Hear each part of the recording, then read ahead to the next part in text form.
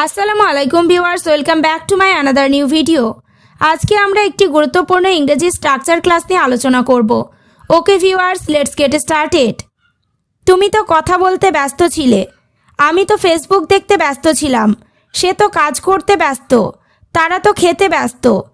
আমরা দৈনন্দিন জীবনে এই ধরনের বাক্যগুলি ব্যবহার করে থাকি। স্ট্রাকচার ব্যবহার করে কিভাবে বাক্যগুলিকে বলবো সেটি দেখে নিই।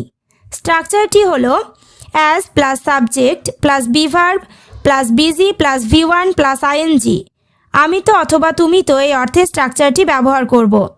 এবার আমরা কয়েকটি এক্সাম্পল দেখে নিই।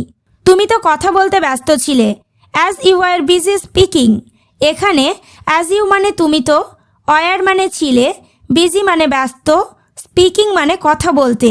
As you are busy speaking, তুমি তো কথা বলতে ব্যস্ত ছিলে।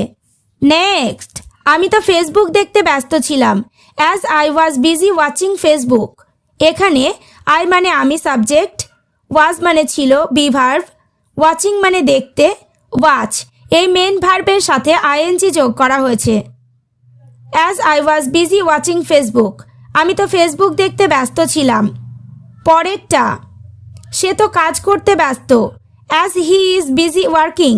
এখানে অ্যাজ হি মানে সে তো, বিজি মানে ব্যস্ত, ওয়ার্কিং মানে কাজ করতে। As he is busy working মানে সে তো কাজ করতে ব্যস্ত।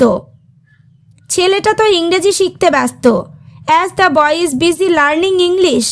এখানে দ্য বয় মানে ছেলেটি, লার্নিং মানে শিখতে। As the boy is busy learning English, ছেলেটা তো ইংরেজি শিখতে ব্যস্ত। তারা তো খেতে ব্যস্ত, as they are busy eating.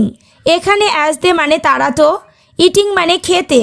As they are busy eating, তারা তো খেতে ব্যস্ত। এবার তোমরা স্ট্রাকচার ক্লাসটি ভালোভাবে বুঝতে পেরেছো। তাহলে তারা তো লেখাপড়াতে ব্যস্ত, ছেলেটা তো ক্রিকেট খেলাতে ব্যস্ত। বাক্যগুলি ইংরেজিতে কি হবে কমেন্ট করে জানিও। ওকে ভিউয়ার্স, আজ এই পর্যন্ত। চ্যানেলটিতে নতুন হলে চ্যানেলটি সাবস্ক্রাইব করো, লাইক শেয়ার কমেন্ট করতে ভুলো না।